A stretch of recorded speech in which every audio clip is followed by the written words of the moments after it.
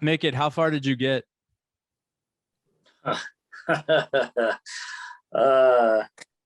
So let me tell you guys,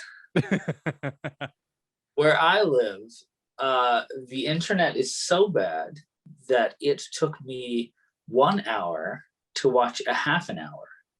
Oh, damn Yes. it. Okay. So I'm about yeah. so you're about halfway in the movie. It's really sad, actually. Although all the things that I have seen so far, like this whole intro thing, like I don't remember it being as long and as scattered, which was kind of cool. And I don't remember Steppenwolf having such a crazy costume. He didn't. So Steppenwolf, for those of you guys who don't know, we all minus the Mickett still got 3.5 hours left to watch of the Snyder Cut. But Nikki and I got through it, and so one of the major differences is they actually did a full remodel of Steppenwolf 100% and like made him look way more badass in the Snyder Cut. Zack Snyder did not use a single frame of footage from the anything Joss Whedon filmed. Nothing. Wow. And still had 4 hours and 2 minutes. Yeah. But the worst part is I don't even remember Steppenwolf in the original Justice League. I was just so bored by that movie and so turned off by it. Like I only remember like maybe a few little bits of that movie. Of the original, the Joss Whedon. Yeah. And that's one of those crazy parts about it is like I don't even remember if I even saw it because I felt like I was going to ruin my life if I did. And as a Batman, I remember it being visual garbage. Yeah, and that's one of the things is like the hue is different, the feel is different. All of the characters actually have story arcs. Mickey, you've seen the original, the Joss Whedon one, right? Yes. So, fun fact about that one, Cyborg actually has a plot in this one, whereas he kind of just exists in Joss Whedon's version. So this is so tough because like Nikki said, like the other one, like I watched it happened, but like I guess like I don't remember too much of it for the sake that it wasn't super awesome in any way, especially with the whole Cyborg thing. It was like in the other one, Cyborg was just bloop, he was just there, and then all of a sudden he was involved, and it's like this one still kind of jumps into things. Well, so far from what I've seen, still kind of jumps into things. It feels kind of quickly towards the beginning, but at the same time, it's like we don't have like every character doesn't have its own specific movie. It was like, well, some of you do, and most of you don't, and some of you are like remakes of other characters because it's like we don't have too much of Ben Affleck as Batman. We have Wonder Woman, which now we have 2 movies, and because I think this came out before 1984. Yeah, this came out. It's So Justice League itself, if I'm not mistaken, starts at the end of Batman versus Superman. Right. Okay. Okay. And let me see the timeline here because I think Wonder Woman came out.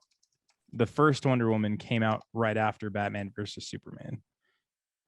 Oh, really? Okay. Yeah, if I'm not mistaken. Yeah, because they introduced her in Batman versus Superman. Then you got her movie. That's so tough. Yeah, it'd be like if we had like an Avengers movie first, and then we started seeing characters. Yeah. That's exactly what I thought about JLA. Like I'm like DC's not doing it right, man. Like Marvel's doing it right. Like you were invested in all the characters before they all came together. Yeah, exactly. Yeah.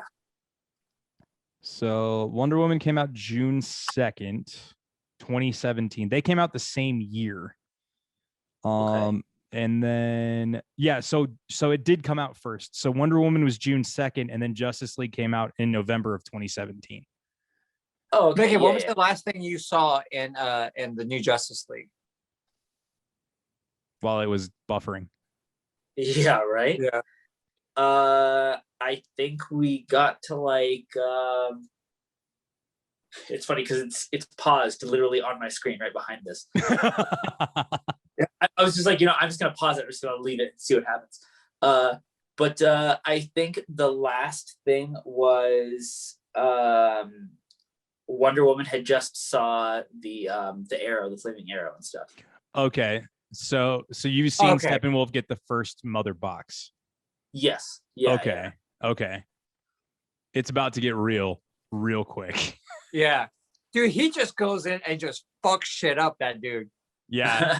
What's crazy is like the entire time I was just singing a bunch of Steppenwolf songs every time he was on the screen. Which I thought was funny. But I thought the same thing too at the same. And I really do feel like they give justice to, I gotta find a different word.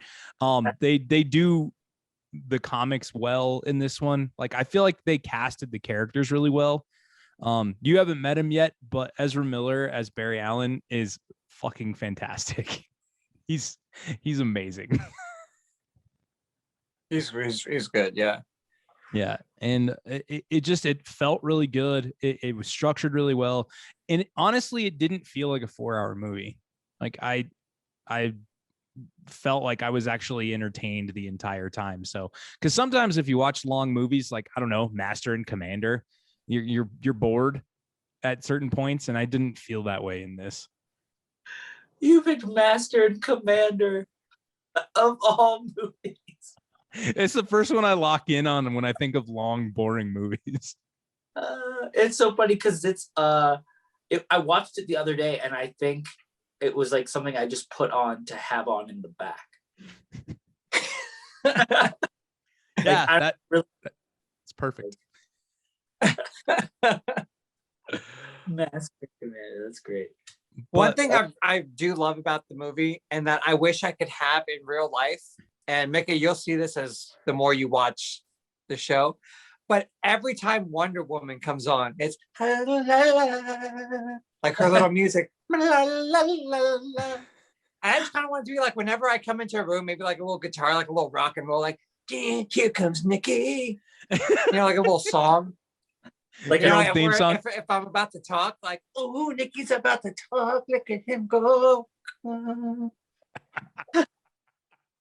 Every scene she's in. Yeah, it is pretty legit. I'll give you that. It's funny because like that's one thing Snyder does so well is he uses music as a great buffer for like anything that's about to happen. Every scene, every opportunity, like you're like, oh man, this music fits this moment perfectly. Like the temple attack scene, you're amped, you're ready to go, you want to grab a bow and arrow and fucking fight that dude. Like you're like, I wish I was in Amazon. It's crazy.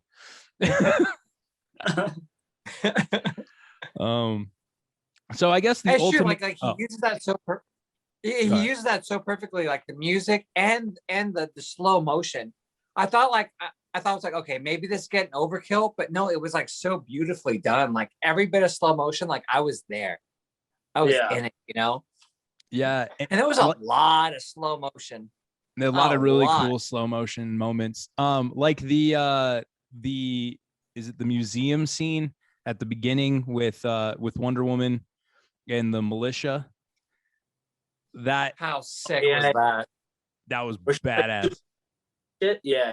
That was so badass and pretty fucking brutal too. Yeah.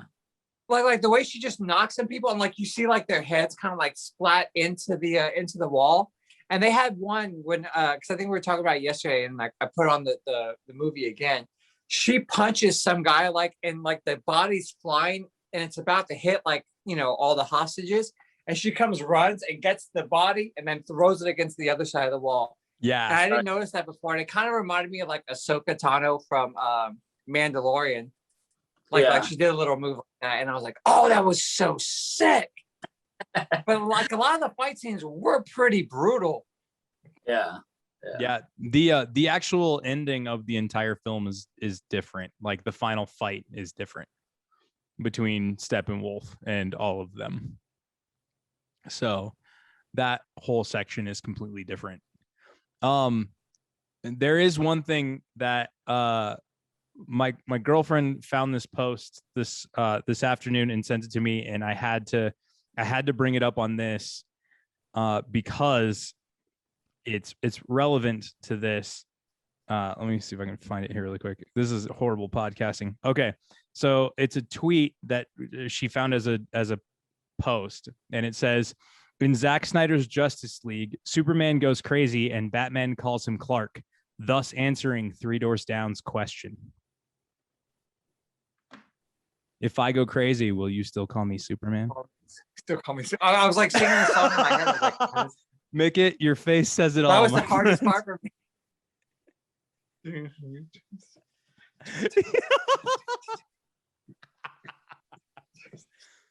That your response is everything, man. I'm kind of embarrassed that I even brought it up now. You know, I guess Just to see Micket's disappointment was just worth it for me. Facts. You're saying Micket? What were you saying, man? I guess I'm kind of glad that someone finally answered that. You know, that was on my mind for a long time. It's only been 20-ish years. Like we don't, Yeah. So the ultimate question for any oh, go ahead, man. What do you got, Nikki? Okay. I did want to say too, and I know Micket's not there yet, so I'm going to keep it as bland as possible.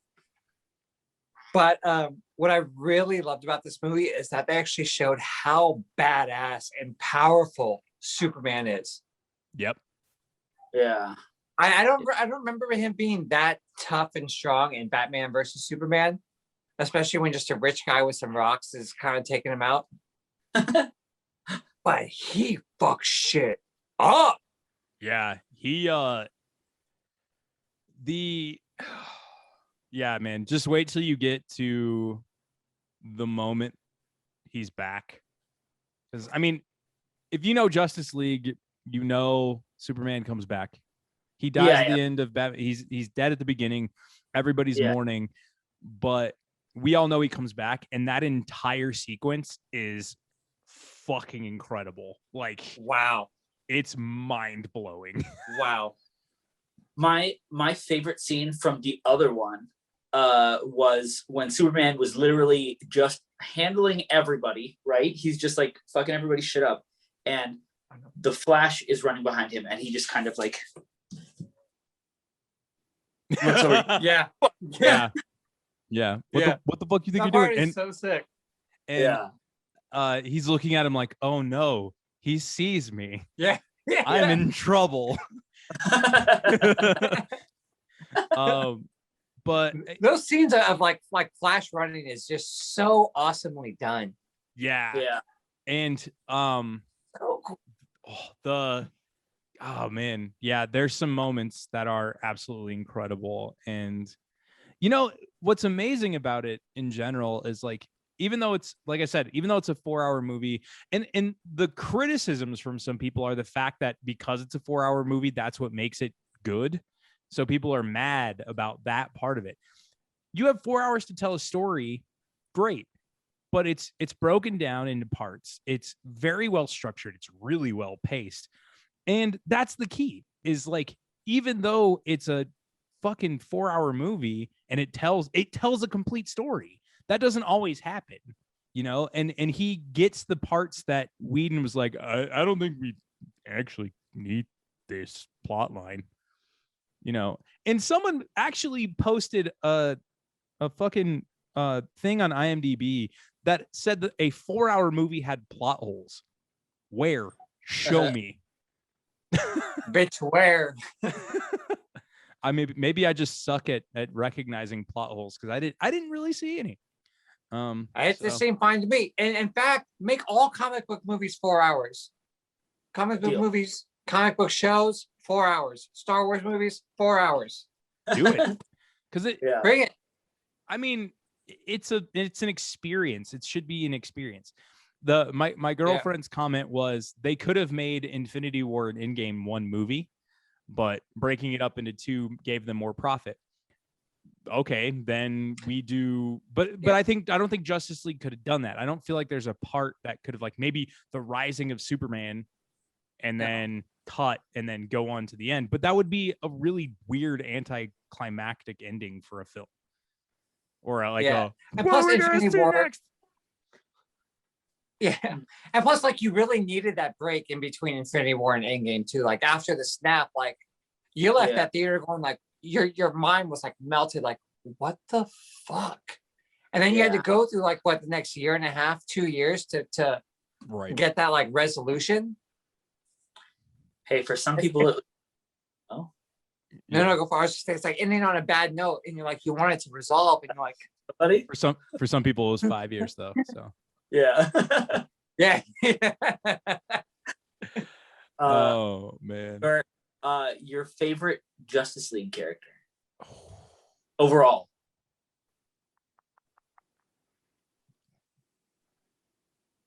See, now for me, it is in, damn it, because like in the universe that is current, like with the films, or are you talking about just in general? In general. Fuck. I mean, I'm always a Batman guy, like 100%. But if it came down to that, it's I gotta go Barry Allen, man. I gotta go the Flash. I just feel like he's an interesting character. He's really well written, especially in the comic books. The TV show fucked him up. Like the TV show has made him this like pompous dickweed who doesn't seem to understand that he's supposed to be funny and kind of supposed to be an entertaining character, not just like, I'm the fastest man alive. Like challenging Superman to a race, knowing that he potentially couldn't win, and like changing time because they decided to race around the earth to see who was faster. That's a great storyline. That's so much fun. It's hysterical. But I think as a member of the Justice League, he adds like a little extra zhuzh that some of them take it a little too seriously, and he kind of helps break that tension. I don't know too much about Justice League in the comics, but I was a Batman guy. So I do want to say Batman. Although with the movie, I do wish there was more Batman in there. Like I actually really loved Ben Affleck's Batman. Not gonna lie, I thought he was awesome. I thought he was great. He reminded me, like, just his look reminded me like the Frank Miller Batman, like, and I thought that was so sick. I just wanted more of him and what he could do. But Wonder Woman's entrance was just so sick. But I might have to go Superman, because once he comes in,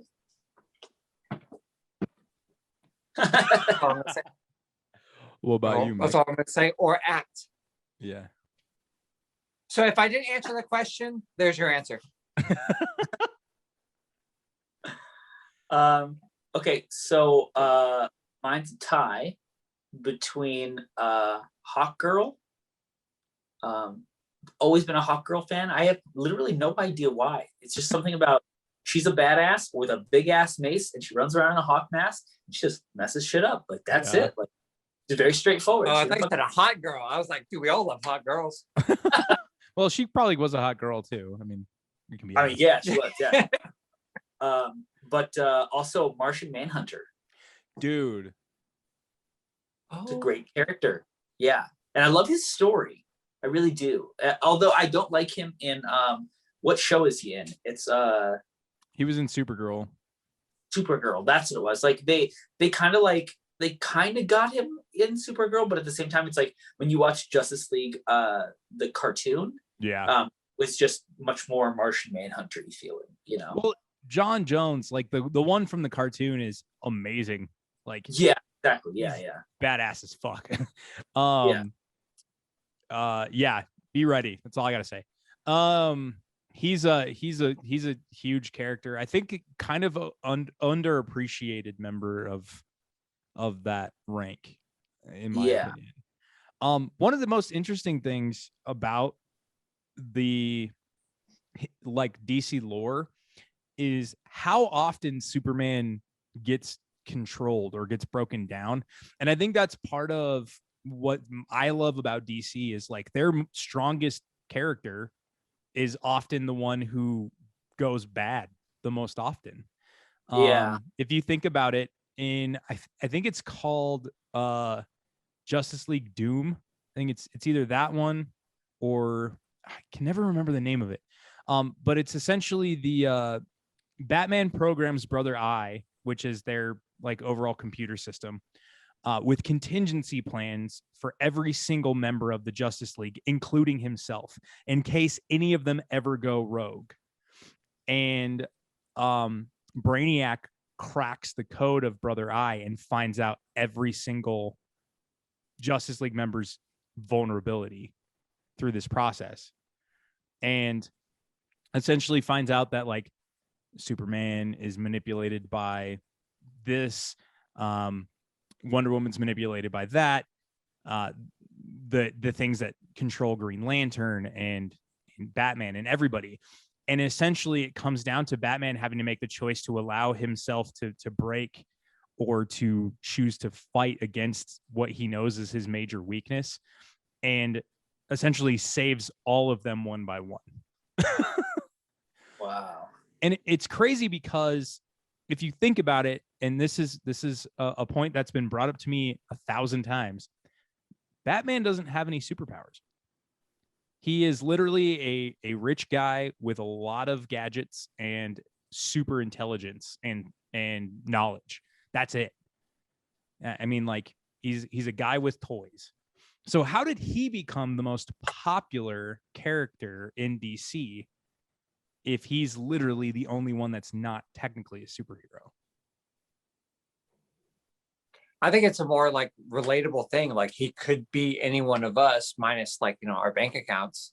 But like, I mean, he's human, He's got an extremely, I guess, like sad story. He carries around that sadness, and it's almost like his costume is his real face and him being Bruce Wayne is the mask. And I think a lot of people can relate to that. And especially his villains are like, his villains are almost like parts of his personality that's like in a I don't know how to to describe it, but it's almost like a piece of him that's like attacking him. I read this one thing that was like this really fun theory that what if Batman was just really Bruce Wayne and Arkham Asylum and all his villains are just like the little things wrong with his brain. I always thought that was like a cool little theory or like fun Yeah. story. I think part of it too is his rogues gallery is the most popular rogues gallery of any comic book hero ever, in my opinion. Like how many other characters in even the Marvel universe can you name more than 5 villains for that are exclusive to their universe? For them. Yeah. Like I think that's part of it. His villains always kind of reminded me of like Dick Tracy kind of villains too. Yeah. Which I love, it's so cool and like they're fun at the same time, like Two-Face with always with, the quarters, and he has to have like all his crimes have to do with that, and like Riddler and especially Joker. Do you ever think that his moral code gets in the way though? Like how many people do you think are surprised at the fact that he's never killed anyone? Like that's one of those things. I wish you saw the movie because I want to talk about stuff. Oh yeah. I know. Trust me. I wish I had seen it too. Sorry, man. If anything, I feel imagine how many people would actually be saved, like future on, if he did kill people. Yeah. I mean, that's kind of one of those things. Yeah, those people keep getting out and keep messing other people's stuff up. And he's got that rule. And it's like, well, like you don't even have to kill them. If you had just found a way to jettison them into space, Um, Fine, you know. and also, who the Technically, you just fuck would- bought him a ride. right? And who the fuck would live in Gotham? Like, if you had a choice to live in Gotham, Metropolis, or fucking Central Star City. City, Central City, Yeah. where would you live? Not Gotham. Yeah. Fuck that shit. Yeah. No, Ohio's looking pretty good right now. You know, Okay. no offense, Ohio. You guys, Yeah. y'all know where y'all live. Yeah. Shout out to Fistoria, Ohio, the one place I played on Halloween where I thought I was gonna die because there was a white barn behind the venue, and it was wet, and we thought that's where he lives, and that's where we're gonna die. Didn't, still here, all good. So my question then to you gentlemen, as we've talked about Batman for a minute, who is your quintessential Batman? like who's my favorite out of all of them Yes. that played him? Yes. Oh, if it's not animated series, I'm gonna go with Christian Bale. Okay. Animated counts as well. So That I one count was so good. I count animated, so Okay. I grew up on that animated series. Here's my complicated issue with this question. okay, I'm ready. Let's go. I did enjoy the animated series when I was a kid. And I do enjoy watching Batman movies, but I don't like Batman. That's fair. Respect. And Nikki has walked off the set, ladies and gentlemen. And I'll give a brief explanation why, and I've explained this a few times before and stuff that's related to comic books, but like, would Batman be Batman without his money? The easy answer to that is no. Because we say that he's super, super smart, and I have no arguments with that. He comes up with all these plans, but I also wonder, does he put these calculations into a computer and the computer helps him comes up with things? Or even, we could step back even farther than that. If he didn't grow up rich and didn't have all the resources that he had and was just a poor ass kid like the rest of us, no powers, he could have been something great, but the likeliness that in Gotham City he would have been nothing. Yeah, that's very true. True. I don't know like the exact storyline in the comics, but kind of just going off the movies, how he goes and learns, you know, his ninja karate moves.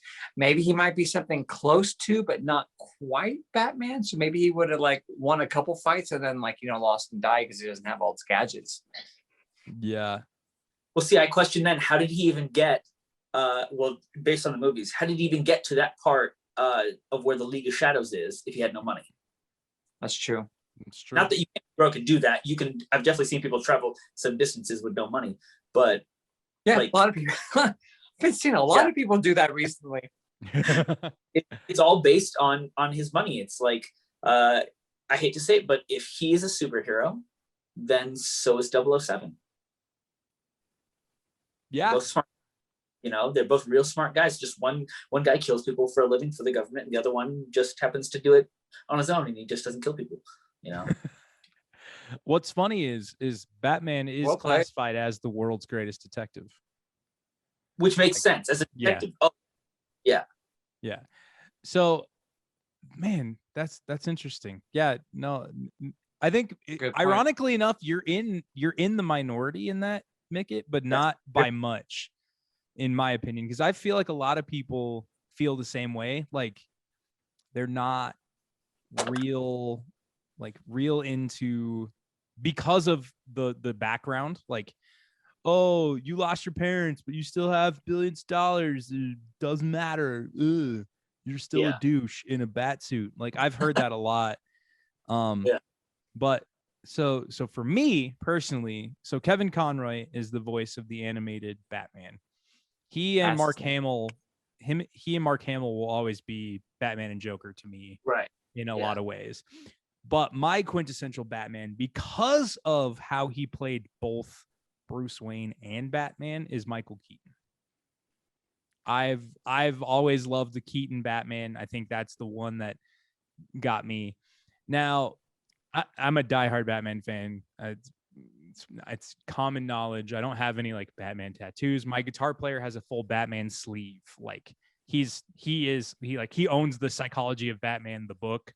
Like the dude's done his research. He's hardcore into it.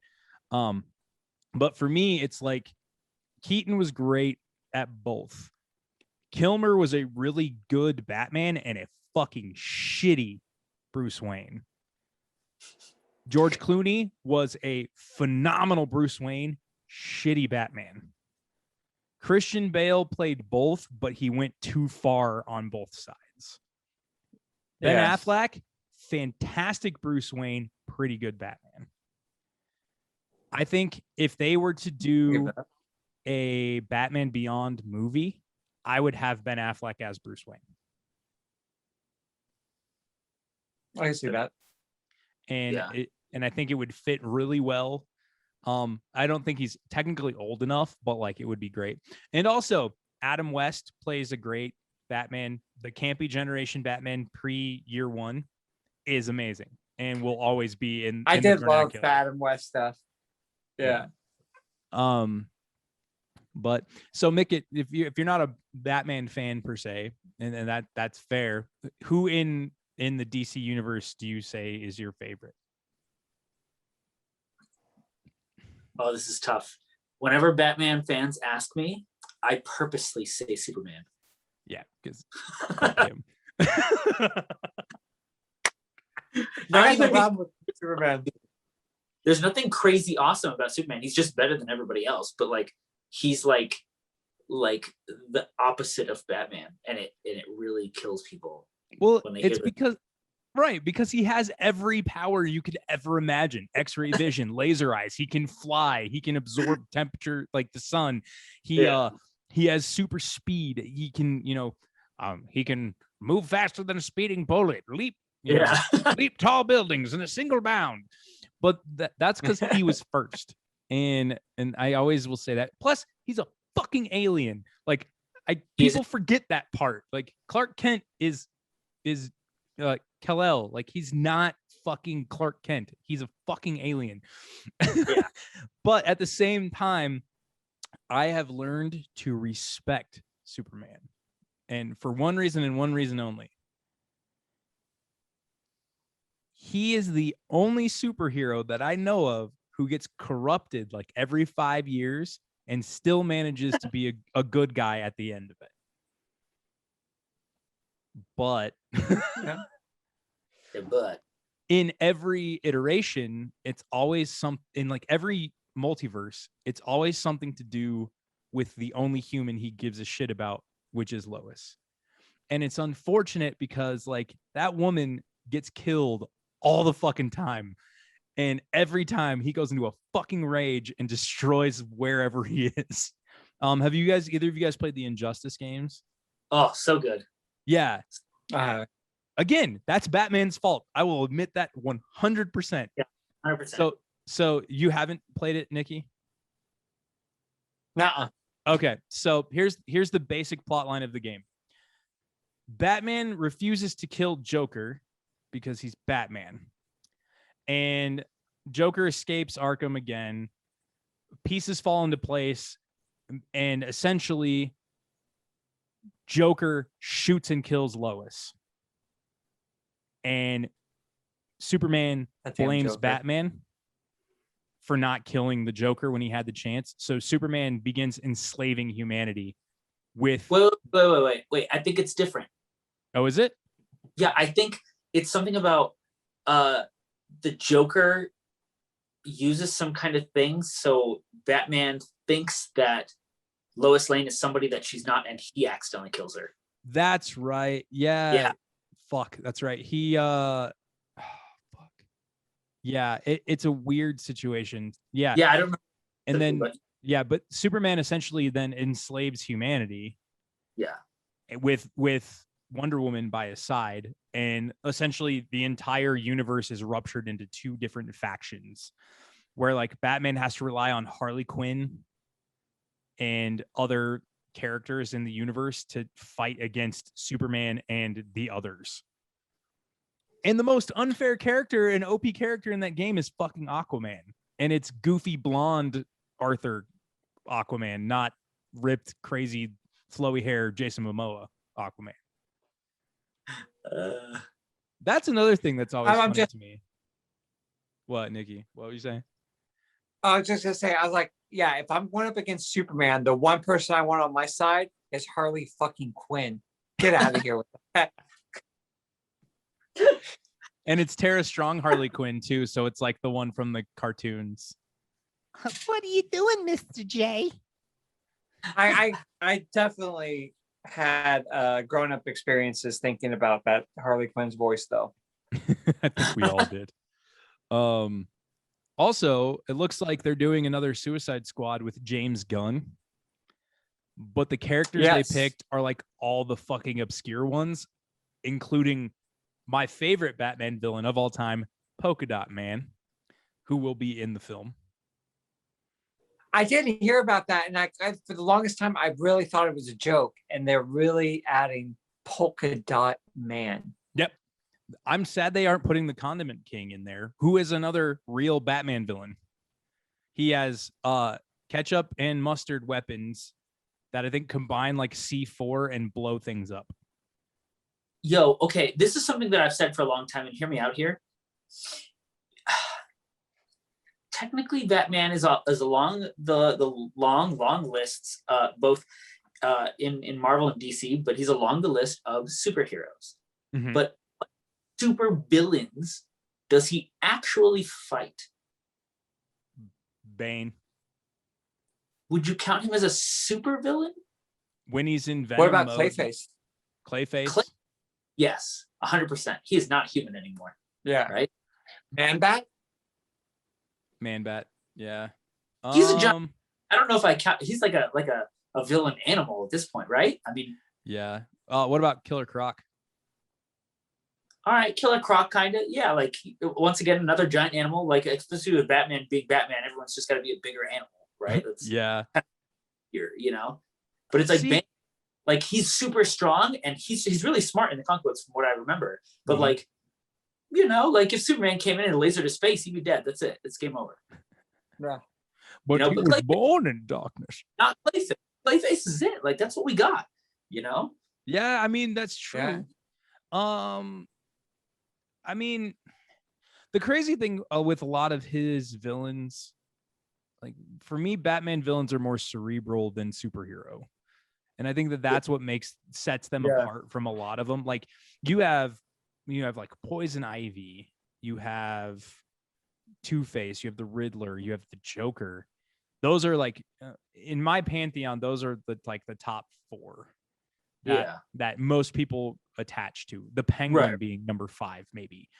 But like I feel okay. Yeah. my favorite villain of all Batmans is Mr. Freeze. Oh fuck yeah, dude. I do love Mr. Freeze. But could you technically make him a supervillain then, since he can't live outside of his cryogenic suit?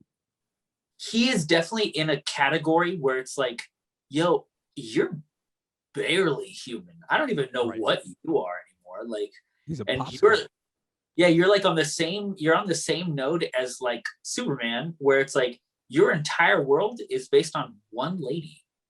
Yeah. Nora. Oh, I did love that, especially in the animated series. Like he was just this heartbroken, just almost Vader-like, if you will, gentlemen, if you will. I could see that actually. Yeah. Wow, that's a great comparison, Nick. I didn't even think about that. That just hit me. Wow. Well, in the Arkham series, his plot line, that whole stretch, if you've ever played those, is really cool. Like his arc in Arkham Asylum or Arkham City is really dope. Because I haven't played any of those games. I'm so bummed. Yeah, it's crazy. Like he helps you and then tries to fuck you over at the same time, and which I think is amazing. I think even the Arnold one was really corny, but it was great. I Time love it. to chill. That's my favorite me- movie. Batman. Is it really? It Batman really, and Robin. yes. Nice. I remember watching it again after watching The Dark Knight, and it just reminded me like a live action version of the animated series. Like it was corny. There was like one-liners, of course, Arnold with his one-liners, but like, it was so campy and I don't know how else to describe it. Like I just remember watching, going like, okay, the way to not hate this is just imagine this as like a live action animated show. Well, and Oh it's yeah, funny- this is Yeah, definitely. And the Brockheimer ones have their own vibe. Like that's one of the things that I think I've learned to respect about them is exactly. They kind of were a combination of the dark universe and the campy pre-year one universe, like bringing in both vibes. Whereas like Burton was straight year one, darkness, despair, Danny DeVito as the Penguin, which was amazing. Another character so I'm not as well versed in the Marvel universe as you guys are, or at least as it appears. Catwoman seems like one of those characters that like she only exists in the DC universe to create something for herself or develop for herself, but she's also, kind of in love with Batman and like can't really figure out where the fuck she stands on anything. She's not an anti-hero, but she's not a villain, but she's not a hero. She's kind of just in it for herself. Is there a comparison character in any other universe that you can think of that kind of fits this mold?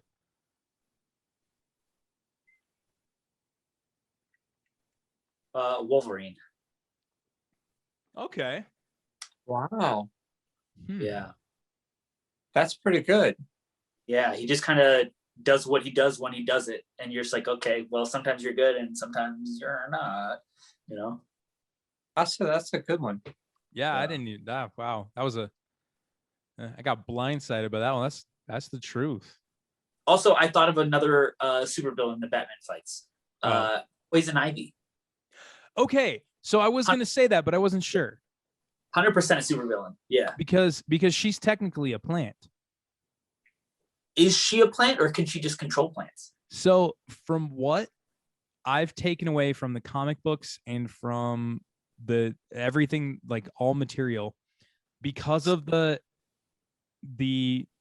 explosion that created her body now runs like chloroplasts. So she has to create chlorophyll to live. Like her blood is not blood. It's like she's a plant essentially. So if she loses a limb, can she grow a limb back? I think so in certain universes. Sean, if you're watching this, please message me and let me know. Only one way to find out. But like that's the other thing too is the character designs and the storylines. I've always felt the villains had more of like there's more to tell from the villains of DC. I could be wrong because like I said, I haven't seen a whole lot of Marvel, but like from what I know, the villains don't have like individual story arcs quite as aggressively as they do in DC. Like DC has entire Harley Quinn series, an entire Ivy series and Joker series. And I know like Venom has his own, but he's an anti-hero. Yeah.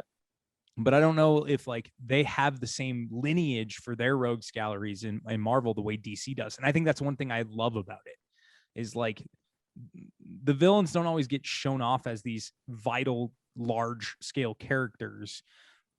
Not like one or two here, but like to the point where you run into so many ones that you want to see in a film that you get trapped in this cycle of like, of who's going to be in this one. Like with the Batman, the Robert Pattinson one coming out next year, there's like 5 villains in it. And I'm hoping that they don't overkill it and make it too much. That's one of the things I love Is there about really Spider-Man. 5 villains in there? I think so. Cause Then you got Riddler, Penguin. Oh yeah, Penguin. Cause I think cause Paul Dano's playing the Riddler. Yeah, Paul I Dano's the Riddler. forgot that Penguin was in there with what's his face? Colin Farrell's playing the Penguin. Yeah. So Zoe Kravitz is Catwoman. Okay. Yeah. So there's those three. I like her. I like her little look in there too. It's like the little cutout beanie with just like the little points up right here. Mm-hmm. Okay, so they went with 3. So they went with those 3. Okay, that's fine. I thought it was going to be more. Oh no, Carmine Falcone's in there too, but you kind of have to have Falcone. But Andy Serkis as Alfred. I feel like that will be interesting to see. That will be. Because like Jeremy Irons is a badass Alfred. Which one was he in? He's in this one. He's in this universe, the DCU. The DCCU. So he's he's Ben Affleck's Alfred. Oh, okay. I know. Yeah, I know who you're talking about. Yeah. Oh, hear me out though. Okay, so I think the big reason why DC, well, there's 2 reasons, but the big reason why DC villains tend to get their own shows, and say like Marvel villains really don't. For one, Marvel hasn't been messing up their hero movies. Let's just put that, that already exists. But let's go beyond that. For DC, it's like the Joker is a really big part. Like there are people who like the Joker and hate Batman. They just love the villain. They care about Batman himself, or like many people who are obsessed with Harley Quinn, and that's how they end up really with their own shows. But like, if you really think about it, like, don't get me wrong, Joker is a bad man.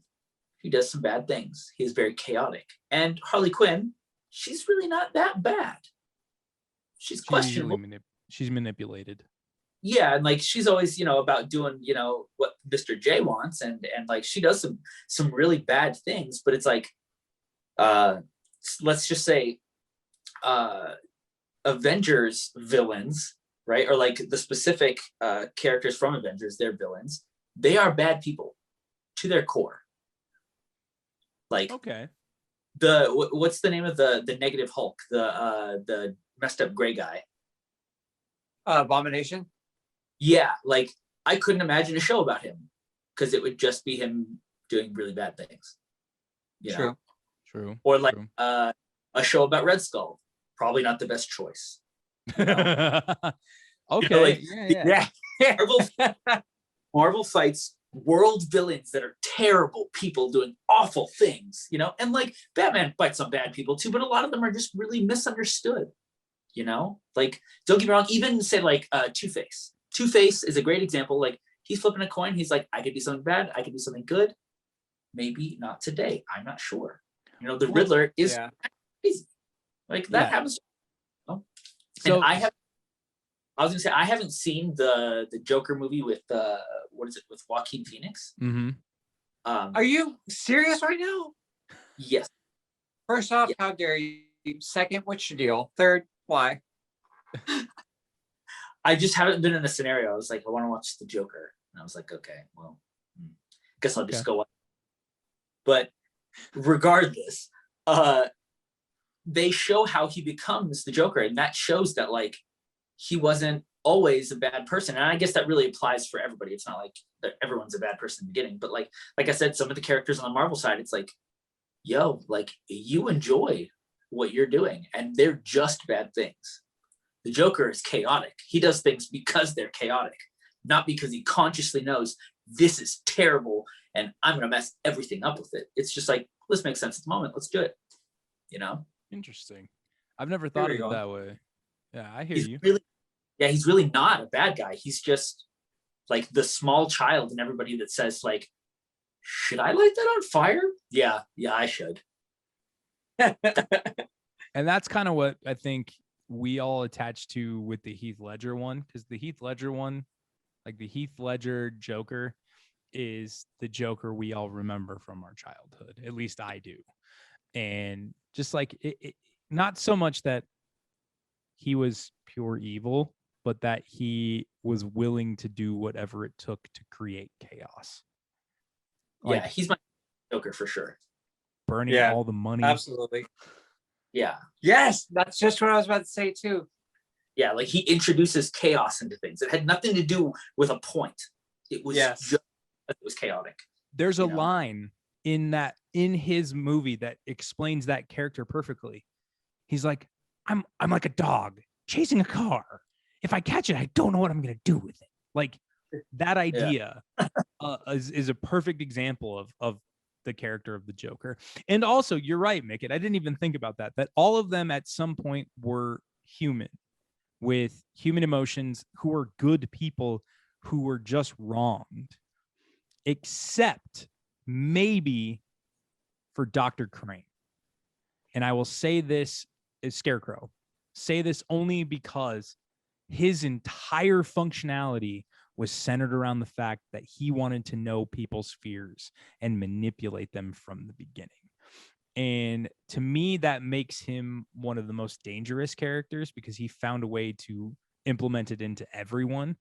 And from the comic books to the animated series to the video games to even the Christopher Nolan films, though he's a small character in the other two, except for the first one, he is terrifying because he could destroy you and you would never know it. Yeah. And that's, shutting down an entire portion of, Arkham Island, like by poisoning the water supply. I mean, he went so far as to turn Katie Holmes into Maggie Gyllenhaal in one series just by existing. Just like that. Oh no.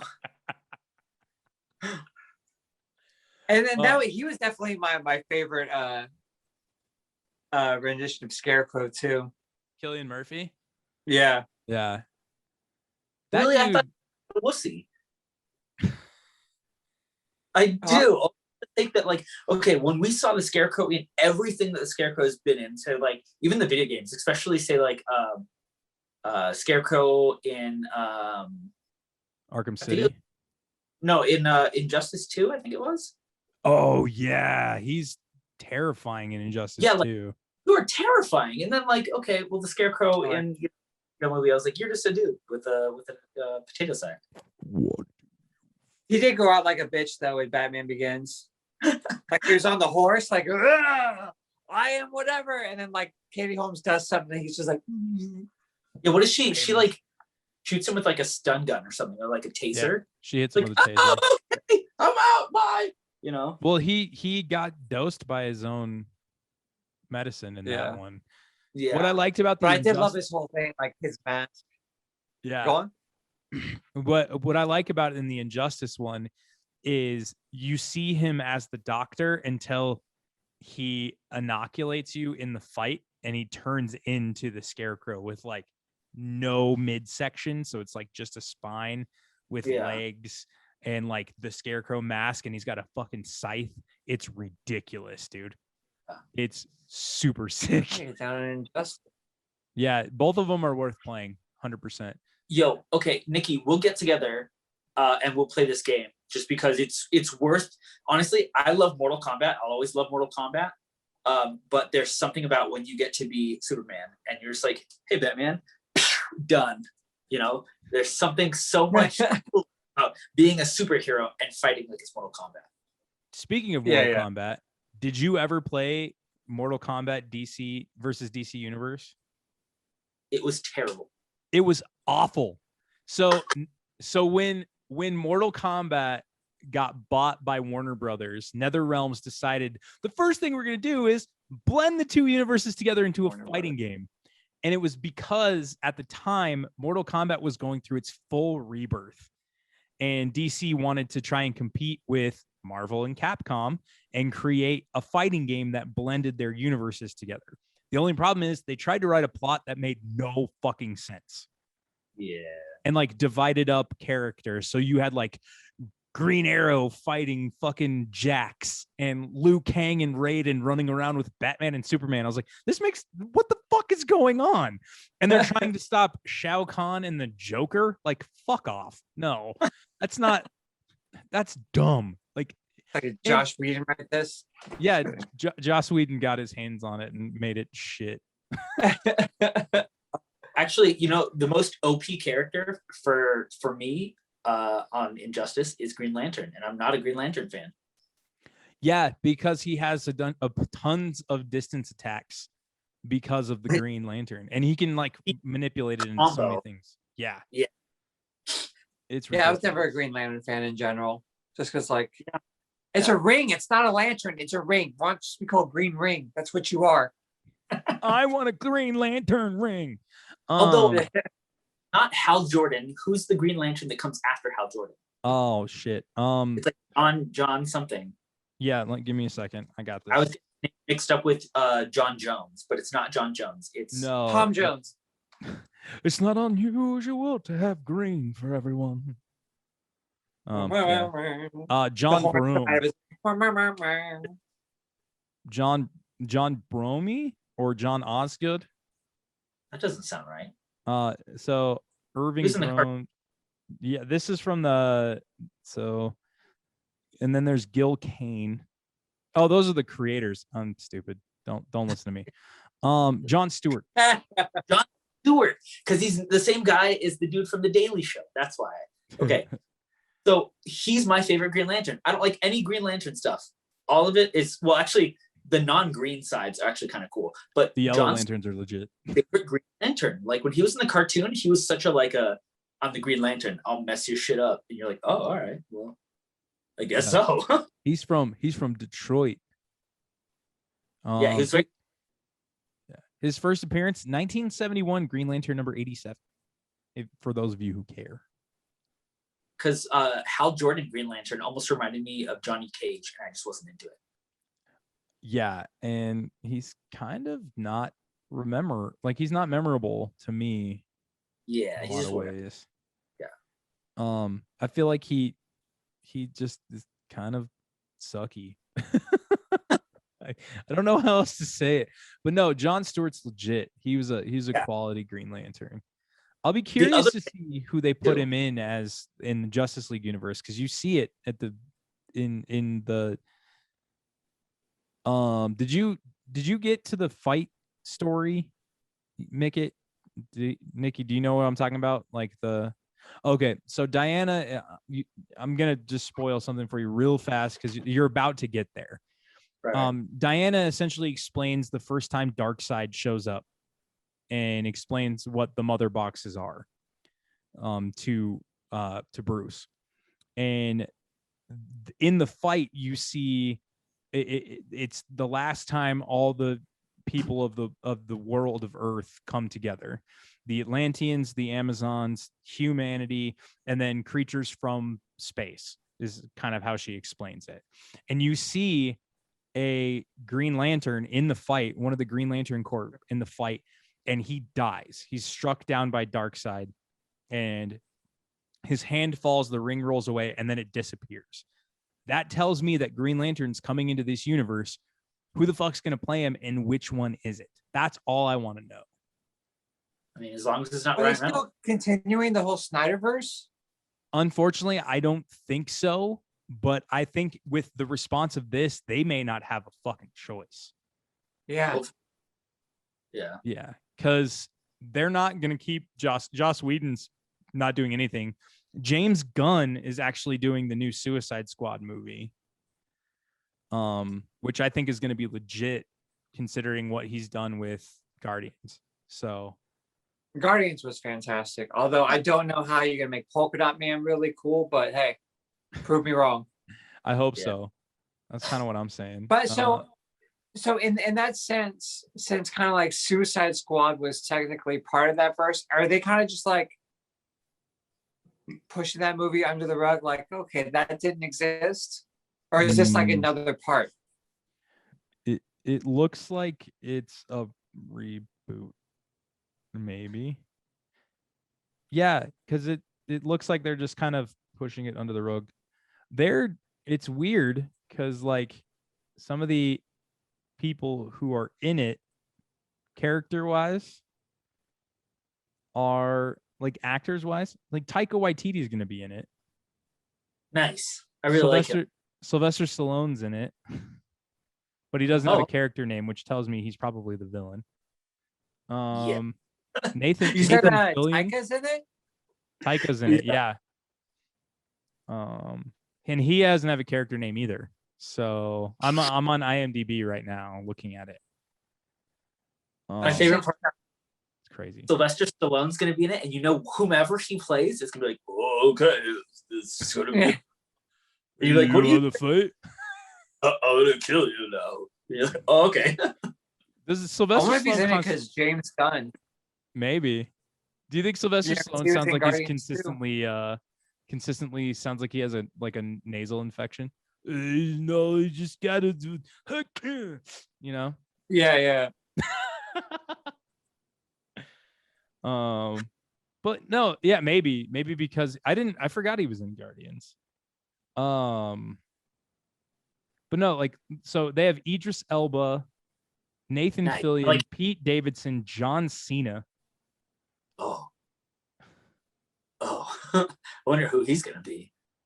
John Cena is Polka Man. Peacemaker. Okay. Some guy I've never heard of before is Polka Dot Man. What's his name? David Malchin. David Dismelkin. I was really shit. The guy who played one of Joker's thugs, the one, crap. I wish I could show you. He's also going to be in Dune. Oh, I can't wait to see that, actually. Yeah. Not to constantly shit on Polka Dot Man, but I remember constantly shit on Polka Dot Man. It's fine. I remember like interviews with Paul Rudd, you know, when he was first coming out after Ant-Man or like promoting Ant-Man. He's like, even kind of like Paul Rudd was, you know, talking shit about Ant-Man, but I couldn't imagine being Polka Dot Man. Can you imagine if you were Polka Dot Man? All the heroes in any comic book verse, the one that you get is Polka Dot Man. I'm just offended by this person's existence.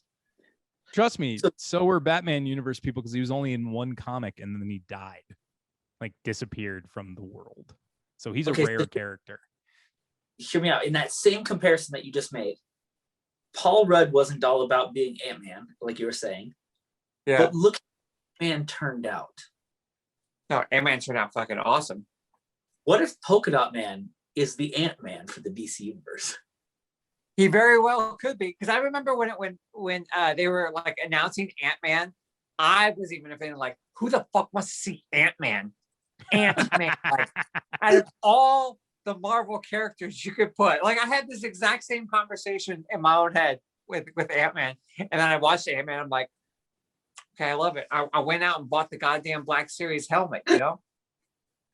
That's how much I loved him. Paul Rudd as Ant-Man, he might be the most relatable out of all of them. He's just a dude in a suit, and like, he's not even cool. He's just kind of like, everyone's got all these cool things they're doing, and I'm just here. All right. I'm about to be smart. Oh, I know you. Let's do this. I'm a big fan of you. Yeah, what does he say? He's like, oh yeah, Cap. I mean, that's just what we call him, you know, Cap.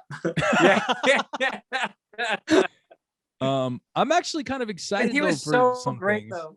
Yes, he was. He was awesome. Cap, that's just what we call him. I am excited though. Cards For Nick, sorry. It's good. Did you guys see Shazam? The first bits of it. What'd you say, Micket? I said, with Shaquille O'Neal? That's Kazam. I know. I am Kazam.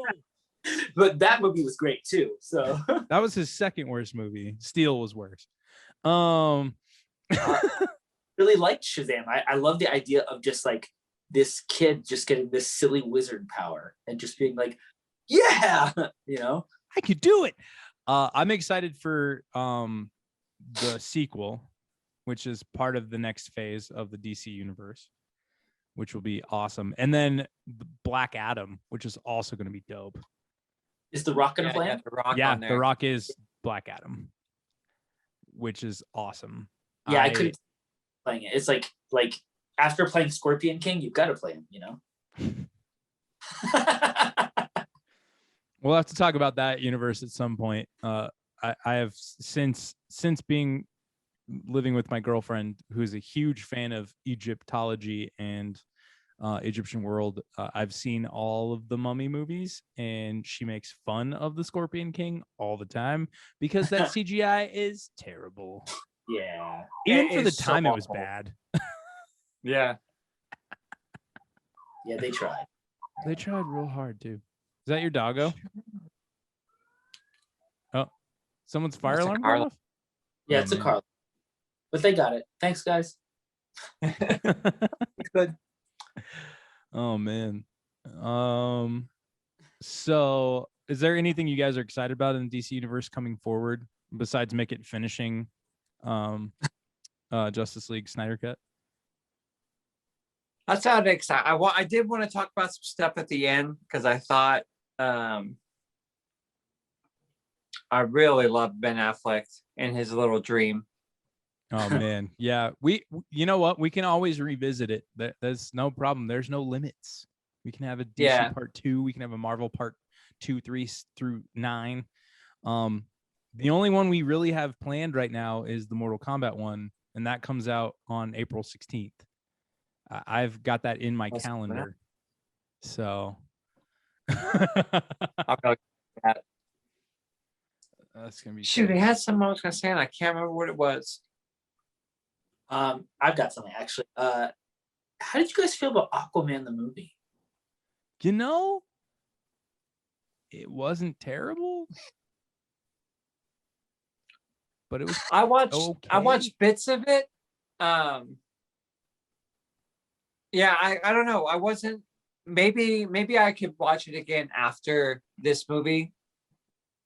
You know, because like after watching the first Justice League, it was kind of like, I guess I'll watch Aquaman. You know? But like I was so disappointed with the appetizer, I don't even want dinner anymore, you know?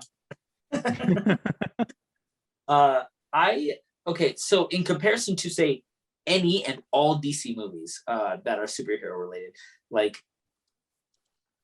I felt like Aquaman was like watching a cosplay movie. There was just Interesting. that didn't feel like, even from what I've seen of this Justice League, or even the original Justice League, or Batman versus Superman and stuff like that. It's like there's something detrimental about the movie. There's something big about the movie. There's something real about the movie. But like in Aquaman, I was like, is this real? Is this like, did someone on the side just make this for fun with $50 and like that's what happened? Because like it's like some of the characters they don't even feel real. It's like what was the lady character in his movie? Mara, Amber Yeah, Heard's like character. the costume and the hair were so far. It was almost like Ariel from Little Mermaid. That was a choice by the director because you'll see. So you'll see her soon in Justice League Snyder Cut. Yeah. Nothing like the character in Aquaman at all. And then like what was it? Black Manta, right? Yeah. Yeah. Something about his costume didn't feel dangerous. It felt like it was made by a high schooler going to a con. Yes. That character does look like something like okay, this looks like it should be in a black and white 1950s. Yeah, it's very. Yeah. I am the Black Manta. Like someone should be playing a theremin. there was the whole movie just felt like it was very pitched at Jason Momoa. Like, Jason, just be awesome, and we'll put things around you. It'll be fine, whatever. Like, I felt like when they filmed it, they just like followed him with a camera, and then we're like, yeah, we'll just throw this together and make a story, right? That this will work. Yeah. Yeah.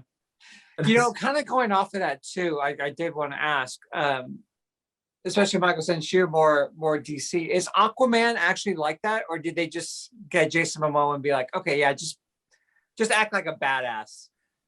So in the Or is comics, Aquaman actually kind of like that? So in the comics and actually in the Injustice game, he's very standoffish. He doesn't really like humanity all that much, but he doesn't fight to not take the mantle. Like, he takes the mantle as the King of Atlantis more willingly than they kind of make him out to be, at least in this universe.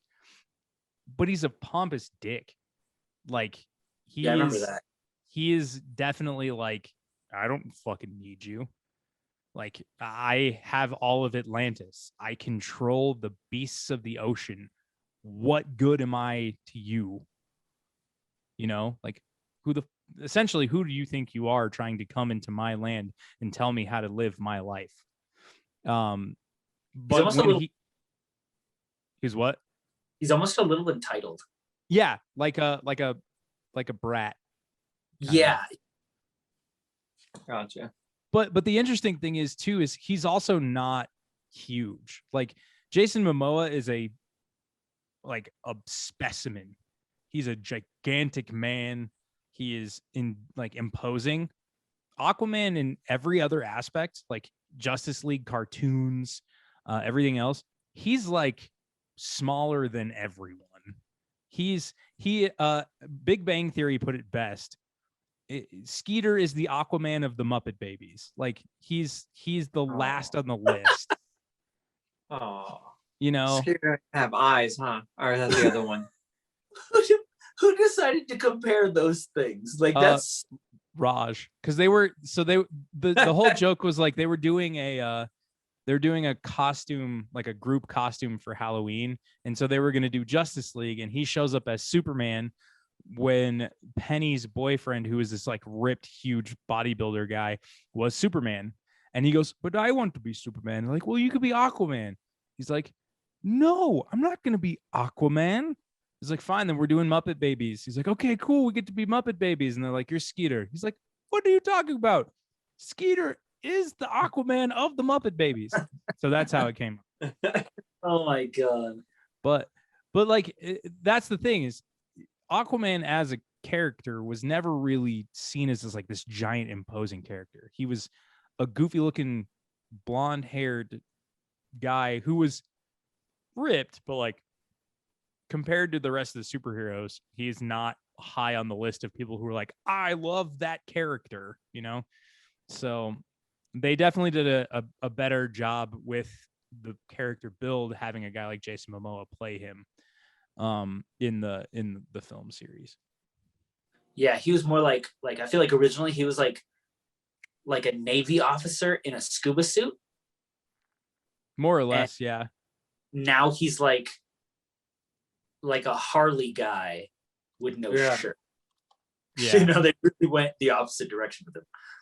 Like the way Wonder Woman has the little, I think Aquaman should have like American Badass from Kid Rock playing every time he comes on. Oh, yeah. It's like, yeah, DC song could start playing and it'd be totally understandable. Yeah, exactly. And maybe two PBRs will just rise up. No, hear me out. I just Stone Cold Steve Austin it. A dolphin will jump by with a Bud Light, and he's just like, "God." Yeah. Although I kind of wish that Jason Momoa held off and was just Kraven the Hunter in Spider-Man movies. That would be dope, man. That'd be pretty dope. Because he looks spot on like that dude. Yes, I don't know why I never thought of that. That'd be perfect. I only got the idea because I think Tom Holland was saying like, "Oh, he should come and do Kraven." I was like, "Go ahead, Tom Holland." Yeah. Tom God. Holland is awesome. You know what? If Yeah, I right? could Yeah. if I could flip it and like, we could blend the universes, I would have Tom Holland come in and be Terry McGinnis in a Batman Beyond live action. I could see that. I could even go with Tom Holland as Aquaman. he could play the original version. I could also see Tom Holland Just dye his hair blonde.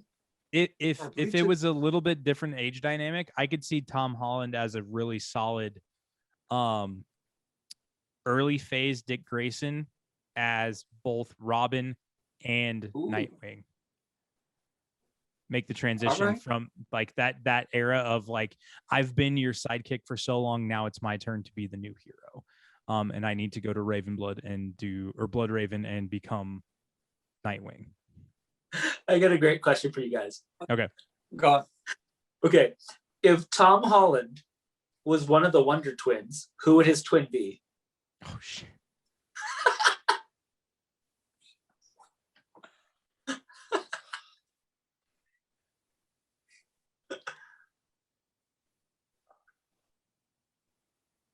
I don't know. I don't have an answer for that.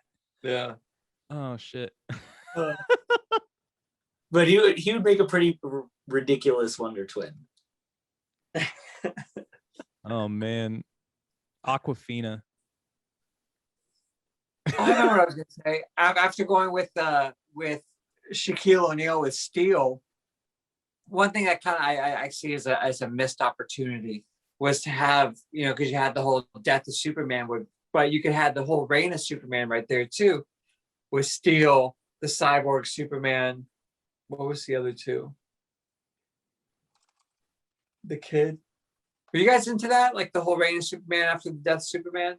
I was not, but I'm gonna look it up. Nikki, I was gonna Wonder Twin my way out of this now. So you had Superboy, Eradicator, Steel, and Cyborg Superman. Oh yeah, I remember Eradicator. I always thought he looked really cool. I think I do remember Cyborg Superman. That sounds familiar. Yeah, and then I think he started to get all crazy. Yeah, he And snaps. then Superman came back, but I guess maybe Justice League is fine. Hank Henshaw was Cyborg Superman. You know who's a really ridiculous DC character, and for some reason I'm into it? Who? Solomon Grundy. Dude, Solomon Grundy is legit. Oh yeah.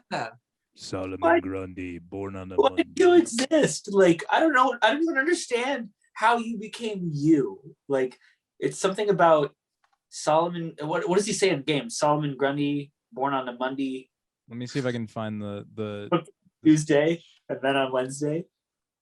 He was almost like Bizarro. Was that his name? Like the Yeah, it was like Down syndrome Bizarro Superman. Superman? The albino whites. All right, here's the nursery rhyme. Solomon Grundy, born on a Monday, christened on Stark and Stormy Tuesday. Well, I'll do the short one. Never mind. Let's do the short one. Solomon Grundy, born on a Monday, christened on a Tuesday, married on a Wednesday, took ill on Thursday, grew worse on Friday, died on Saturday, buried on Sunday. That was the end of Solomon Grundy. So he is permanent. Like he can't die. He's reborn. He's a zombie essentially. Yeah, he's zombie. brought back several times. My favorite in the game, like, he has this move where, like, if he grabs you, he starts saying that rhyme, and it's not even like a combo. It's one entire move that just keeps happening. And then, like, his special, homeboy over here pulls a tombstone out of his chest. He's a zombie. This doesn't even make any sense. It's not even like he has powers to pull things from different galaxies or anything weird, right? But he pulls a tombstone out of his chest. And it's just like, and with the chair. And you're like, I mean, I don't understand your character, but I love what's happening. Yeah. So let's see. So he was Cyrus Gold. Right. was his real name. But in the TV show Gotham, which I loved, by the way, He was Butch Gilzine. Butch was the Really? So did you watch the whole series? I didn't get to finish it. I got up to the part, I think it was a bit after Mad Hatter. Yeah. So in season 3 in season 3, he falls in love with a woman, and because of who she's connected to, she ends up killing Butch, and they bring Butch back, and he becomes Solomon Grundy. No shit, that's cool. Yeah. Nobody actually dies on that show. Everybody just kind of comes back to life. Sounds like most. Yeah. Yeah. But I think that show in general is a great villain development story of the Riddler, of the Penguin. The Penguin was my favorite in that. He was so good. Amazing. Have you watched any of that, Micket? I have not watched any of it actually. The kid, Robin Lord Taylor is who plays Penguin. He is absolutely incredible in that. Just an amazing character. Even straight off the bat, the first episode, he was awesome. Yeah. Let me ask this. Is there a Mr. Freeze in that show? Yes. Yeah.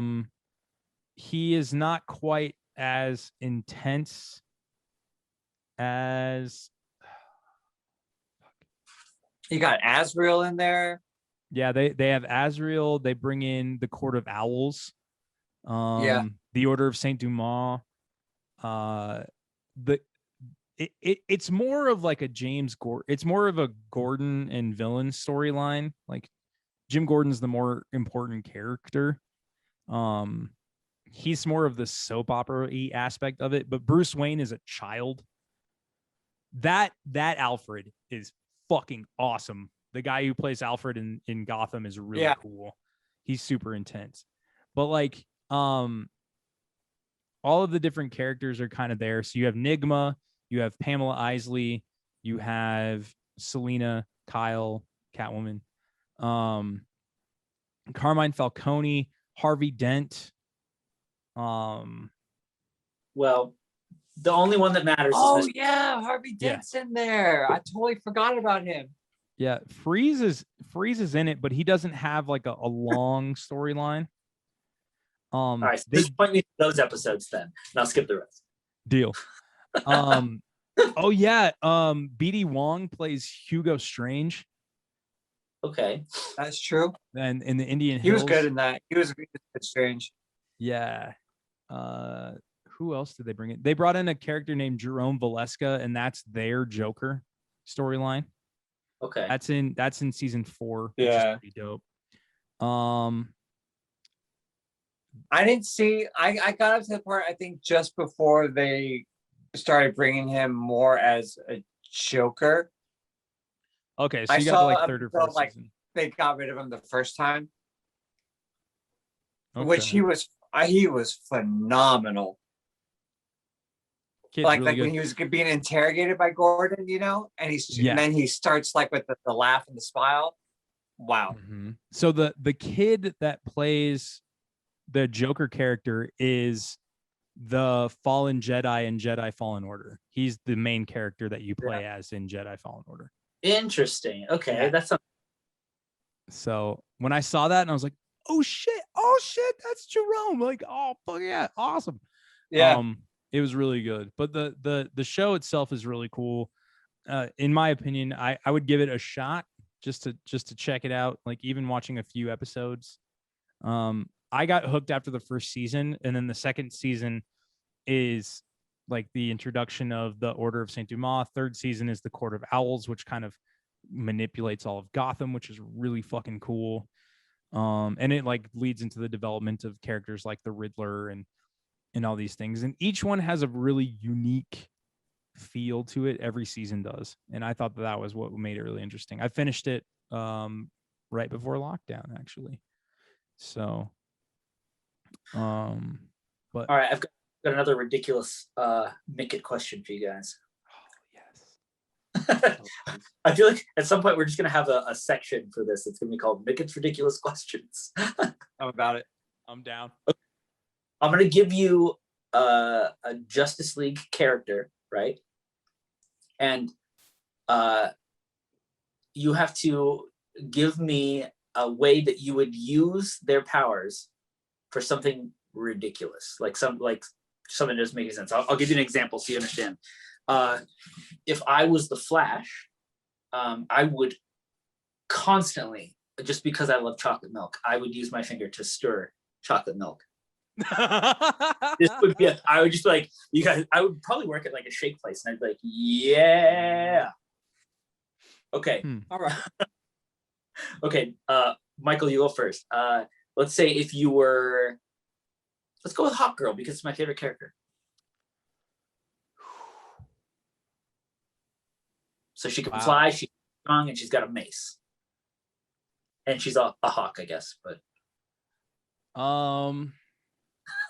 you know,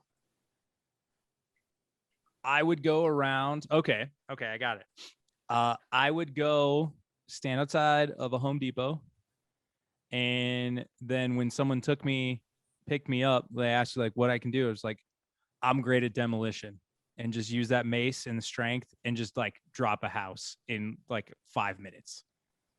So wait. So let me get this straight. You're Hawk Girl. You live in the what is that station called? Brother Eye. Is that what it's called? I thought there was another name for it. With the Hall of Justice. The Hall of Justice. Okay, you live in the Hall of Justice, right? And you have a day job? Oh hell yeah, dude! But no, that's the thing is, what I could fly down, knock down the building, and fly back, and still have time for lunch. Like, okay. Batman. Like, I'd buy the Home Depot.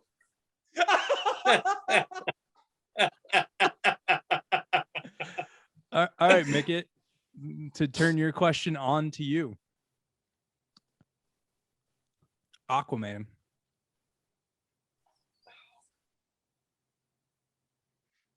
Ooh, I've got a great answer for this one. I would consciously turn any and all toilets that I went to the restroom on into a bidet. Wow. I would I'd be like, and I'm clean. Okay. That's actually pretty cool. Yeah, that's way better than anything I could have done. Yeah. We're thinking outside the box here, guys. Remember this. Yeah. Wow. That's legit. What? Okay, my question now, because this is a ridiculous question that I've always thought about. What character would you want to take from the DC universe and put it in the Marvel universe, but you have to trade a character of equal or lesser value to DC? Sorry, or greater of equal or greater value to DC. See, now we're debating on characters that are worth more than other characters. See, to me, like for me, I would trade Two-Face for Spider-Man. And I'll tell you why. Because I feel like Two-Face would actually be an interesting character in the Marvel universe to see how his debate of 50-50 would work with anybody else in that world. Solely based on the fact that I feel like he would walk up to like an X-Men and be like, maybe it's your time to die, maybe it's not. And he'd flip the coin and like Cyclops would just cut him in half. And be like, Batman should have done this 20 years ago. And I don't know. It's one of those ones I've always thought about, like trading one of Batman's rogues gallery for Spider-Man and being like, now you're in this universe. What do you do? Just like clean up Gotham. Actually make it a good town. make it a livable place and not destroy bridges on accident all the time. Well, it should be like 1 weekend and it actually like have nice suburbs and stuff. Like Batman's like, wow, okay. Right, I guess I'm gonna go on vacation now. I would trade the Flash just because I really like his character for the X-Men Quicksilver. Not the kick-ass one, because I love that guy. I think he's a great Quicksilver. But the other guy I didn't care for at all, and I would easily trade him. Evan Peters? Yeah. Okay. Fair enough. Like that, if they put him in DC, I'd be like, yeah, you belong here. All right, I see what you did. I don't even know who I would switch out. I have no idea. It's kind of like freaking me out because I feel like I'm taking an animal out of its home and putting it into like a land it doesn't belong. Fair and enough. I feel guilty for doing so. Speaking of kick-ass Quicksilver, Aaron Taylor Johnson, we just watched Tenet last week, and he's badass in that movie. Yeah, Have you seen Tenet yet, Nick? Uh-oh. Oh, dude, do it when you get a chance. Do it. What's it on? Well, I bought it because I'm like that. But I don't know if it's on anything yet. It was in theaters forever. It was like the first movie that was in theaters during the pandemic. Oh, snap. All right. Yeah. It's definitely one of those movies where like you have to consciously sit down, not mess around with anything, and just pay attention to. Yep. Because you will get lost fast. It was amazing. Yeah, it was a great movie. It was like watching like Inception or Interstellar. Like it was very just exciting, and like it really made you think, you know? And it starts and it doesn't stop until it's over. Yeah. Just, oh wow. Like, oh my God, what would I do? I'd be dead.